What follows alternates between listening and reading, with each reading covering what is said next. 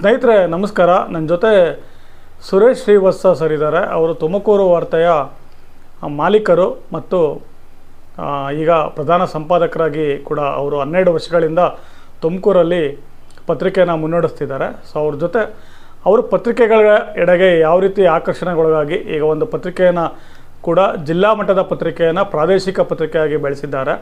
So ಅವರ ಅನುಭವವನ್ನು ನಮ್ಮೊಂದಿಗೆ ಹಂಚಿಕೊಳ್ಳಲಿದ್ದಾರೆ. ಬನ್ನಿ ಅವರ ಅನುಭವವನ್ನು ತಿಳ್ಕೊಳ್ಳೋಣ. ಸರ್ ನಮಸ್ಕಾರ. ನಮಸ್ತೆ ಸರ್, ನಿಮಗೆ ಪತ್ರಿಕೆ ಮಾಡಬೇಕಂತ ಯಾವಾಗಲಿಂದ ಒಂದು ಇದು ಬಂತು ಅಂದ್ಬಿಟ್ಟು? ನಮಸ್ತೆ, ನಾನು ಸುರೇಶ್ ವತ್ಸ ಅಂತ. ಆ್ಯಕ್ಚುಲಿ ನಾನು PUC ಓದಬೇಕಾದ್ರೆ ಈ ಪತ್ರಿಕೆಗಳನ್ನು ಓದುವಂತಹ ತುಂಬ ಆಸಕ್ತಿಯಲ್ಲಿ ಇದ್ದೆ ನಾನು. ಜೊತೆಯಲ್ಲಿ ನಮ್ಮ ಮನೆಗಳಲ್ಲಿ ಚಂದಮಾಮ ಬಾಲಮಿತ್ರಗಳನ್ನು ತರಿಸುವ ಒಂದು ಪದ್ಧತಿ ಇತ್ತು. ಇವನ್ನೆಲ್ಲ ಓದ್ತಾ ಓದ್ತಾ ನನಗೆ ಆಸಕ್ತಿ ಇನ್ನೂ ಹೆಚ್ಚಾಯಿತು. ಒಂದು ಸಂದರ್ಭ ಒದಗಿ ಬಂತು ನನಗೊಮ್ಮೆ. ಒಂದು KSRTC ಯಾವ ರೀತಿ ಲಾಭದಲ್ಲಿದೆ ಅನ್ನೋ ಒಂದು ವರದಿಯನ್ನು ಮಾಡುವ ಉದ್ದೇಶದಿಂದ ಒಂದು ಸಣ್ಣ ವರದಿಯನ್ನು ಮಾಡಿಕೊಟ್ಟೆ ಒಂದು ಸ್ಥಳೀಯ ಪತ್ರಿಕೆಗೆ. ಆ ವರದಿಯನ್ನು ಮೆಚ್ಚಿ ನನಗೆ ಒಂದು ಪತ್ರಿಕೆಗೆ ವರದಿಗಾರನಾಗಿ ಮಾಡುವಂತಹ ಅವಕಾಶ ಒದಗಿಸ್ಕೊಟ್ರು ಅಲ್ಲಿನ ಸ್ಥಳೀಯ ಪತ್ರಿಕಾ ಮಿತ್ರರು. ಸೊ ಅಲ್ಲಿಂದ ನನ್ನ ಜರ್ನಿ ಆರಂಭ ಆಯಿತು. ಸೊ ಅದನ್ನು ನೀವು ಪ್ರಜಾಪ್ರಗತಿಯಲ್ಲಿ ಪ್ರಕಟ ಆಗಿತ್ತದು? ಹೌದು. ನಂತರ ನಿಮ್ಗೆ ಆಸಕ್ತಿ ಬಂತು? ಹೌದೌದು. ನಮಗೆ ಅಲ್ಲಿನ ವರದಿಗಾರರಾಗಿದ್ದಂತಹ ಬರಗೂರು ವಿರೂಪಾಕ್ಷ ಅವರು ಪ್ರಜಾಪ್ರಗತಿ ವರದಿಗಾರರು ಈಗಲೂ ಕೂಡ ಆಗಿದ್ದಾರೆ. ಹಾಗೆ ಈಗಿನ ಪ್ರಜಾವಾಣಿ ವರದಿಗಾರರಾಗಿ ಅನಂತರಾಮ ಅವರಿದ್ದಾರೆ. ಮುಖ್ಯವಾಗಿ ನಾನು ಈ ಒಂದು ಪತ್ರಿಕೋದ್ಯಮಕ್ಕೆ ಬರಲು ಅನಂತರಾಮ ಅವರೇ ಕಾರಣ ಆಗಿದ್ದಾರೆ. ಸರ್, ನೀವು ಓದಿದ್ದೇನು ಸರ್? ನಾನು ಪದವಿಯನ್ನು ಪೂರೈಸಿದ್ದೀನಿ, ಆದರೆ ಪತ್ರಿಕೋದ್ಯಮದ ಪದವಿಯನ್ನು ಮಾಡಲಿಲ್ಲ ನಾನು. ಆದರೆ ಓದುವ ಹವ್ಯಾಸ ನನ್ನನ್ನು ಈ ಒಂದು ಪತ್ರಿಕೋದ್ಯಮದ ಆಸಕ್ತಿಯನ್ನು ಹೆಚ್ಚಿಸ್ತು. ಮುಖ್ಯವಾಗಿ ನಾವು ಚಂದಮಾಮ ಬಾಲಮಿತ್ರ ಓದುವ ಜೊತೆಗೆ ಅಂದಿನ ಹಾಯ್ ಬೆಂಗಳೂರು ಪತ್ರಿಕೆಯನ್ನು ಹೆಚ್ಚು ಓದ್ತಾ ಇದ್ವಿ. ಅಲ್ಲಿನ ಬರವಣಿಗೆಯ ಶೈಲಿ ನಮ್ಮನ್ನು ಬರೆಯುವಂತಹ ಬರವಣಿಗೆಯನ್ನು ಉತ್ತೇಜಿಸುವಂತಹ ಅವಕಾಶ ಉಂಟು ಮಾಡಿತು. ಇದು ಹೀಗೆ ಸಾಕ್ತಾ ಮುಂದುವರಿತು. ನೀವು ಪತ್ರಿಕಾ ವಿತರಕರಾಗೂ ಕೂಡ ಕೆಲಸ ಮಾಡಿದ್ದೀರಾ ನಿಮ್ಮ ಶಿರಾದಲ್ಲಿ? ಹೌದು. ಆಮೇಲೆ ನಿಮ್ಮದು ಪ್ರಿಂಟಿಂಗ್ ಪ್ರೆಸ್ ಕೂಡ ಇತ್ತು ಅಂತ ಹೇಳಿದರೆ? ಹೌದು. ನಾನು ಮೊದಲಿಗೆ ಹೊಸದಿಗಂತ ಪತ್ರಿಕೆಯ ವಿತರಕನಾಗಿ ಕೆಲಸ ಮಾಡಿದೆ. ಮನೆ ಮನೆಗೂ ಪತ್ರಿಕೆ ಹಂಚುವ ಕೆಲಸದಿಂದ ನನ್ನ ಈ ಪತ್ರಿಕೋದ್ಯಮ ಜರ್ನಿ ಆರಂಭ ಆಯಿತು. ತದನಂತರ ನಮ್ಮ ಅಣ್ಣ ಕೂಡ ಈ ಪತ್ರಿಕಾ ಲೇಖನಗಳನ್ನು ಬರಿತಾ ಇದ್ರು. ಅನೇಕ ರಾಜ್ಯ ಪತ್ರಿಕೆಗಳಲ್ಲಿ ಪ್ರಕಟಗೊಳ್ತಾ ಇತ್ತು. ಸೊ ಇದರಿಂದ ಇನ್ನೂ ಆಸಕ್ತಿ ಹೆಚ್ಚಾಯಿತು ನನಗೆ, ಈ ಬರವಣಿಗೆ ಆಸಕ್ತಿ.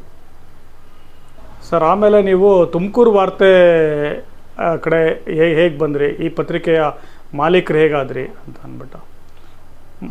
ನಾನು ತುಮಕೂರು ವಾರ್ತೆಯನ್ನು HS ರಾಮಣ್ಣ ಅವರು 1982ರಲ್ಲಿ ಆರಂಭಿಸಿದ್ರು. ಓಕೆ. ತದನಂತರ ಮತ್ತೊಬ್ಬರ ನಮ್ಮ ಸತೀಶ್ ವರ್ದೇವ್ ಅಂದ್ಬಿಟ್ಟು ಅವರ ವಶದಲ್ಲಿತ್ತು. ಆ ಅವಧಿಯಲ್ಲಿ ನಾನು ಇದೇ ತುಮಕೂರು ವಾರ್ತೆಗೆ ವರದಿಗಾರನಾಗಿದ್ದೆ. ಒಂದು 2-3 ವರ್ಷ ನಾನು ವರದಿಗಾರಿಕೆಯನ್ನು ನಿರ್ವಹಿಸಿದ್ದೆ. ತದನಂತರ ಈ ಪತ್ರಿಕೆಯನ್ನು ಮಾರಾಟ ಮಾಡುವಂತಹ ಒಂದು ಪ್ರಕ್ರಿಯೆ ನಡೀತಾ ಇತ್ತು. ಹೀಗೆ ಕೆಲವು ಪತ್ರಿಕಾ ಮಿತ್ರರು ಯಾಕೆ ನೀವು ಇದನ್ನು ಆರಂಭಿಸಬಾರ್ದು, ಯಾಕೆ ಇದನ್ನು ನೀವು ಕೊಂಡಬಾರ್ದು ಅಂತ ಹೇಳಿ ನನ್ನ ಗಮನಕ್ಕೆ ತಂದರು. ಸೊ ಅದೇ ಸಂದರ್ಭದಲ್ಲಿ ನಾನು ಈ ಪತ್ರಿಕೆಯನ್ನು ಮಾಲೀಕತ್ವದ ರೂಪದಲ್ಲಿ ನಾನು ಪಡೆದುಕೊಂಡೆ. ಸೊ ಭರ್ತಿ ಈಗ 12 ವರ್ಷಗಳಾಗಿದೆ. ಈ ಪತ್ರಿಕೆಯನ್ನು, ಸ್ಥಳೀಯ ಪತ್ರಿಕೆಯನ್ನು ಪ್ರಾದೇಶಿಕ ಪತ್ರಿಕೆಯಾಗುವಂತಹ ಎಲ್ಲ ಒಂದು ವ್ಯವಸ್ಥಿತವಾಗಿ ತೆಗೆದುಕೊಂಡು ಹೋಗ್ತಾ ಇದ್ದೇನೆ. ಸರ್, ಈ ಪತ್ರಿಕೆಯನ್ನು ಮುನ್ನಡೆಸೋಲ್ಲಿ ನಿಮಗೆ ತುಂಬ ಚಾಲೆಂಜಿಂಗ್ ಆಗಿರೋವಂಥ ಅಂಶ ಯಾವುದು? ಪತ್ರಿಕೆ ನಡೆಸುವಲ್ಲಿ ಮುಖ್ಯ ಚಾಲೆಂಜಿಂಗ್ ಅಂದರೆ ಅದನ್ನು ವಿತರಣೆನೇ ತುಂಬ ಚಾಲೆಂಜಿಂಗು. ಈಗ ಪ್ರತಿ ತಾಲೂಕಿಗೂ ಮುಂಜಾನೆ 5 ಗಂಟೆ ಒಳಗಡೆ ಪತ್ರಿಕೆ ತಲುಪಿರಬೇಕು. ಕೆಲವೊಮ್ಮೆ ಟ್ರಾನ್ಸ್ಪೋರ್ಟಿಂಗ್ನಲ್ಲಿ ವ್ಯತ್ಯಾಸ ಆದಾಗ ವಿತರಣೆಯಲ್ಲಿ ವ್ಯತ್ಯಾಸ ಆಗ್ತದೆ. ವಿತರಣೆಯಲ್ಲಿ ವ್ಯತ್ಯಾಸ ಆದರೆ ಪತ್ರಿಕೆ ರೀಚ್ ಆಗೋದಿಲ್ಲ. ಹೀಗಾಗಿ ವಿತರಣೆನೇ ಇಂಪಾರ್ಟೆಂಟ್ ಇದೆ. ಈಗ ಸ್ಮಾರ್ಟ್ಫೋನ್ ಕಾಲದಲ್ಲಿ ಈಗೆಲ್ಲ ಡಿಜಿಟಲೈಸ್ ಆಗಿದೆ. ನಿಮ್ಮ ಪತ್ರಿಕೆ ಮುದ್ರಣ ರೂಪದಲ್ಲೂ ಬರ್ತಾ ಇದೆ. ಸೊ ಡಿಜಿಟಲ್ ರೂಪದಲ್ಲೂ ಕೂಡ ತರ್ತಾ ಇದ್ದೀರಾ? ಹೌದು. ಈ ಪೇಪರು, ವೆಬ್ಸೈಟು ಜೊತೆಗೆ ಮುದ್ರಣ ತುಂಬ ಅತ್ಯಂತ ಪರಿಣಾಮಕಾರಿ. ಎಲ್ಲರೂ ಯಾವುದೇ ವೆಬ್ಸೈಟ್ಗಳಲ್ಲಿ ಸುದ್ದಿಗಳನ್ನು ಇಣುಕಿ ನೋಡಿದರೂ ಕೂಡ ಪತ್ರಿಕೆಯನ್ನು ಹಿಡಿದು ಓದುವುದರಲ್ಲಿರುವಂತಹ ಆಸಕ್ತಿ ಮತ್ತು ಅಲ್ಲಿರುವಂತಹ ಒಂದು ಉತ್ಸಾಹ ಬೇರೆ ಕಡೆ ಸಿಗೋದಿಲ್ಲ. ಅದು ಸರ್, ನಿಮ್ಮ ಪತ್ರಿಕೆ ಮೂಲಕ ನೀವು ಎಷ್ಟು ಜನಕ್ಕೆ ಕೆಲಸ ಕೊಟ್ಟಿದ್ದೀರಾ? ಭರ್ತಿ ಈಗಾಗಲೇ ಎಲ್ಲ ತಾಲೂಕುಗಳಲ್ಲೂ ಒಬ್ಬೊಬ್ಬ ವರದಿಗಾರರಾಗಿ ಕಾರ್ಯನಿರ್ವಹಿಸ್ತಾ ಇದ್ದಾರೆ. ಜೊತೆಗೆ ನಮ್ಮ ಇಲ್ಲಿ ಸ್ಥಳೀಯ ವಿನ್ಯಾಸಕಾರರಾಗಿ 3 ಜನ ಇದ್ದಾರೆ, ಪ್ರಧಾನ ವರದಿಗಾರರಾಗಿ ಒಬ್ಬರಿದ್ದಾರೆ, ವಿತರಕರಾಗಿ ಒಬ್ಬರಿದ್ದಾರೆ, ಹಂಚಿಕೆದಾರರಾಗಿ ಇಬ್ಬರಿದ್ದಾರೆ. ಈ ಥರ ಒಟ್ಟು 10-15 ಜನಕ್ಕೆ ಈ ಪತ್ರಿಕೆಯಲ್ಲಿ ಕಾರ್ಯನಿರ್ವಹಿಸ್ತಾ ಇದ್ದಾರೆ. ಈ ಪತ್ರಿಕೆಯ ಸಂಪಾದಕರಾಗಿ ನಿಮಗೆ ತುಂಬ ಖುಷಿ ಕೊಟ್ಟಂತಹ ಸುದ್ದಿ ಮಾಡಿದ್ದು ಯಾವುದು ಸರ್ ನೀವು? ತುಂಬ ಖುಷಿ ಕೊಟ್ಟಂತಹ ಸುದ್ದಿ ಅಂತ ಅಂದರೆ, ನಮಗೆ ಅಬ್ದುಲ್ ಕಲಾಂ ಅವರು ತಡರಾತ್ರಿಯಲ್ಲಿ ಅವರು ನಮ್ಮನ್ನೆಲ್ಲ ತೊರೆದು ಹೋಗೋ ಒಂದು ಪ್ರಸಂಗ ನಡೆಯುತ್ತೆ. ನಾವು ಇನ್ನೇನು ಪತ್ರಿಕೆಯನ್ನು ಎಲ್ಲ ಸುದ್ದಿಗಳನ್ನು ಪೂರೈಸಿ ಇನ್ನೇನು ಹೊರಡ್ತಿದ್ದೀವಿ ಅಂದಾಗ ಆ ಸುದ್ದಿ ನಮ್ಗೆ ತಿಳಿಯುತ್ತೆ. ಆ ಸಂದರ್ಭದಲ್ಲಿ ನಾವು ಮತ್ತೆ ವಾಪಸ್ ಬಂದು ಅವರ ಬಗ್ಗೆ ಎಲ್ಲ ವಿಶೇಷ ಲೇಖನಗಳನ್ನೆಲ್ಲ ಕಲೆಕ್ಟ್ ಮಾಡಿ ಆ ಸಂದರ್ಭದಲ್ಲಿ ಭರ್ತಿ 2 ತಾಸು ಅದಕ್ಕಾಗಿ ವಿನಿಯೋಗಿಸಿ ನಾವು ಇಡೀ ಮುಖಪಟವನ್ನೇ ಬದಲಾಯಿಸಿ ಅವತ್ತಿನ ದಿನ ನಾವು ಪತ್ರಿಕೆಯನ್ನ ಹೊರತರ್ತೇವೆ. ಅದನ್ನ ಎಂದೂ ನಾನು ಮರಿಲಿಕ್ಕೆ ಆಗೋದಿಲ್ಲ. ಆ ಸಂದರ್ಭ ತುಂಬ ಮರೆಯಲಾಗದ ಒಂದು ದಿನ ಆಯ್ತು ಅವತ್ತು. ಹೌದು, ನೋವಿನ ಜೊತೆ ಒಂದು ಸಾಧಕನಿಗೋಸ್ಕರ ಕೆಲಸ ಮಾಡೋದು ಒಂದು ಖುಷಿ ಇದೆ. ಹೌದು, ಅಬ್ದುಲ್ ಕಲಾಂ ಅವರ ಕೊಡುಗೆ ನಾವೆಂದೂ ಮರೆಯಲಿಕ್ಕೆ ಆಗೋದಿಲ್ಲ. ಅಂತಹ ವ್ಯಕ್ತಿಯ ಒಂದು ಚಿತ್ರಣವನ್ನ ನಾವು ಆ ಸಂದರ್ಭದಲ್ಲಿ ಕಟ್ಟುಕೊಡುವಂತಹ ಸಂದರ್ಭ ನಮಗೆ ಒದಗಿ ಬಂದಿತ್ತು.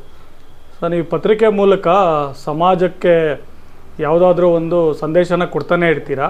ಅದರಲ್ಲೂ ಭಾಳಷ್ಟು ವರದಿಗಳು ಬರ್ತಾ ಇರುತ್ತೆ. ಇದರಲ್ಲಿ ಏನಾದರೂ ನಿಮ್ಮ ಪತ್ರಿಕೆ ಮೂಲಕ ಬದಲಾಯಿಸ್ಕೊಂಡ್ವಿ ಅಥವಾ ಬದಲಾಯಿತು ಅನ್ನೋದು ಯಾವುದಾದ್ರೂ ಉದಾಹರಣೆ ಇದೆಯಾ?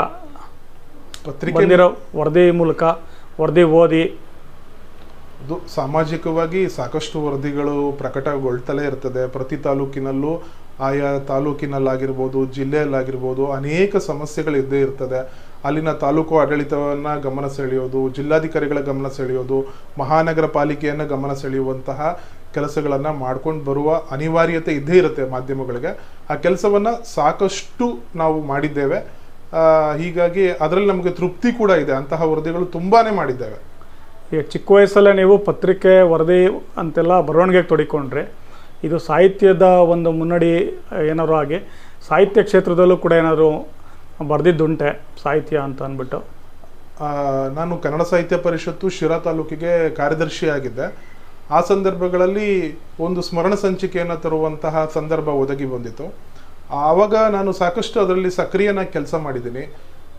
ಹೀಗಾಗಿ ಇದು ಇನ್ನು ಮುಂದುವರಿತಾ ಹೋಗ್ತದೆ. ಪತ್ರಿಕೋದ್ಯಮ ಮತ್ತು ಸಾಹಿತ್ಯ ತುಂಬ ಬೇರೆ ಏನಲ್ಲ, ತುಂಬ ಸಾಮೀಪ್ಯವಿರುವಂತಹ ಕ್ಷೇತ್ರಗಳ ಬರವಣಿಗೆ ಹೆಚ್ಚಿದಷ್ಟು ಅದೊಂದು ಸಾಹಿತ್ಯ ರೂಪವಾಗಿ ರೂಪುಗೊಳ್ತದೆ.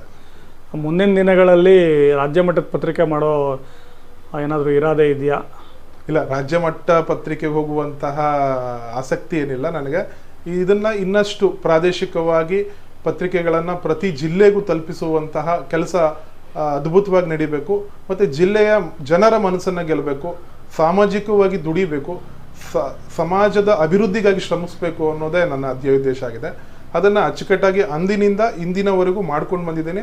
ಅದನ್ನು ಮುಂದೇನೂ ಮುಂದುವರಿಸ್ಕೊಂಡು ಹೋಗ್ತೀನಿ. ಅದೇ ನನ್ನಲ್ಲಿರುವಂತಹ ಆತ್ಮವಿಶ್ವಾಸ. ನಮ್ಮ ಜಿಲ್ಲೆಯ ಯುವ ಪತ್ರಿಕೆ ಮತ್ತು ಯುವ ಪತ್ರಿಕಾ ಸಂಪಾದಕರು ನೀವು. ಸೊ ಈ ಒಂದು ಪತ್ರಿಕೋದ್ಯಮಕ್ಕೆ ಪತ್ರಿಕರ್ತರಾಗ್ತೀವಿ ಅಥವಾ ಪತ್ರಿಕೆ ಮಾಲೀಕರಾಗ್ತೀವಿ ಅಂತ ಬರೋ ಯುವ ಸಮುದಾಯಕ್ಕೆ ನೀವು ಏನು ಹೇಳೋದಕ್ಕೆ ಇಷ್ಟಪಡ್ತೀರಾ? ಖಂಡಿತ ಇವತ್ತಿನ ಯುವ ಸಮುದಾಯ ಪತ್ರಿಕೋದ್ಯಮವನ್ನು ಸರಿಯಾಗಿ ಅರ್ಥ ಮಾಡ್ಕೊಳ್ಬೇಕು. ಮೊದಲಿಗೆ ನಾವು ಈಗೆಲ್ಲ ಏನಾಗ್ತಿದೆ ಅಂದರೆ, ಆತುರದ ಬರವಣಿಗೆಯ ರೂಪದಲ್ಲಿ ವಿದ್ಯಾರ್ಥಿಗಳು ಹೊರಗಡೆ ಬರ್ತಾ ಇದ್ದಾರೆ. ಅಂದರೆ ಈಗ ಪತ್ರಿಕೋದ್ಯಮ ಏನು ಕಲಿತಾ ಇದ್ದಾರೆ ವಿದ್ಯಾರ್ಥಿಗಳು, ಅವ್ರಿಗೆ ಕಾಗುಣಿತ ಸ್ಪಷ್ಟತೆಗಳೇ ಇರೋದಿಲ್ಲ. ಮೊದಲು ಕನ್ನಡವನ್ನು ಸ್ಪಷ್ಟವಾಗಿ ಕಲಿಯಬೇಕು.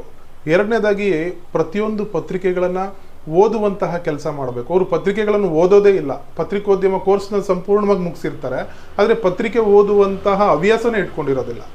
ದಯಮಾಡಿ ಅಂಥವನ್ನೆಲ್ಲ ಜೊತೆಗೆ ಆಗಾಗ ಲೇಖನಗಳ ಮೂಲಕ ಅವರು ಬರವಣಿಗೆಯನ್ನು ಹೆಚ್ಚಿಸ್ಕೊಳ್ಳುವ ಪ್ರಯತ್ನ ಮಾಡಬೇಕು. ಕೆಲವರು ಬರವಣಿಗೆನೇ ಮಾಡೋದಿಲ್ಲ, ಎಲ್ಲೆಲ್ಲೋ ವಿನ್ಯಾಸಕಾರರಾಗಿರ್ತಾರೆ, ಇಲ್ಲೆಲ್ಲೋ ಇನ್ನೇನೋ ಮಾಡ್ತಿರ್ತಾರೆ, ಆದರೆ ಸಂಪೂರ್ಣವಾಗಿ ತೊಡಗಿಸಿಕೊಳ್ಳುವಂತಹ ವ್ಯವಸ್ಥೆ ಆಗ್ತಾ ಇಲ್ಲ. ಅದನ್ನು ಮಾಡಬೇಕು. ಇಂದಿನ ಯುವ ಸಮುದಾಯ ಅಂತ ನಾವೇನು ಕರಿತಿದ್ದೀವಿ, ಪತ್ರಿಕೋದ್ಯಮ ಕೋರ್ಸ್ನ ಮಾಡ್ತಿರುವಂತಹ ಯುವಕರು ಇದನ್ನು ದಯಮಾಡಿ ಅರ್ಥ ಮಾಡ್ಕೊಳ್ಬೇಕು. 1982ರಲ್ಲಿ ಶುರುವಾದ ತುಮಕೂರಿನ ಪ್ರಮುಖ ಪತ್ರಿಕೆಗಳಲ್ಲಿ ಒಂದಾದ ತುಮಕೂರು ವಾರ್ತೆಯನ್ನು ಒಂದು ಪರಂಪರೆಯನ್ನು ಮುಂದುವರಿಸ್ಕೊಂಡು ಬಂದಿದ್ದೀರಾ. ಸೊ ಎಚ್ ಎಸ್ ರಾಮಣ್ಣ ಅವರು ಸತತವಾಗಿ 30 ವರ್ಷಗಳ ಕಾಲ ಪತ್ರಿಕೆಯನ್ನು, ಅದು ಅಚ್ಚು ಆಗ್ತಿದ್ದಂತಹ ಪತ್ರಿಕೆಯನ್ನು ಅಚ್ಚುಕಟ್ಟಾಗಿ ನಿರ್ವಹಿಸಿ ಅದನ್ನು ಆಮೇಲೆ ನಗೆಮುಗಳು ಕೂಡ ಮಾಡಿದ್ರು ಅವರು. ಸೊ ಈಗ ನೀವು ಸತತವಾಗಿ 12 ವರ್ಷ ಇದೇ ಪತ್ರಿಕೆನ ಮುಂದುವರಿಸ್ಕೊಂಡು ಬಂದು 13ನೇ ವರ್ಷಕ್ಕೆ ಕಾಲಿಟ್ಟಿದ್ದೀರಾ. ಸೊ ನೀವು ಈ ಪರಂಪರೆಯನ್ನು ಮುಂದುವರಿಸ್ತಾ ಇದ್ದೀರಾ. ಸೊ ಇದು ಇನ್ನೂ ನಿಮಗೆ ಯಶಸ್ಸನ್ನು ತರಲಿ ಅಂತ ಹೇಳಿ ನಮ್ಮ ಒಂದು ಸಂದರ್ಶನವನ್ನು ಮುಗಿಸ್ತೀವಿ. ತುಂಬ ಹೃದಯದ ಧನ್ಯವಾದಗಳು ಸರ್. ನಿಮ್ಮ ಮುಂದಿನ ಎಲ್ಲ ಇದಕ್ಕೆ ಶುಭವಾಗಲಿ ಅಂತ ಹಾರೈಸ್ತೀವಿ. ಧನ್ಯವಾದಗಳು ಸರ್. Thank you.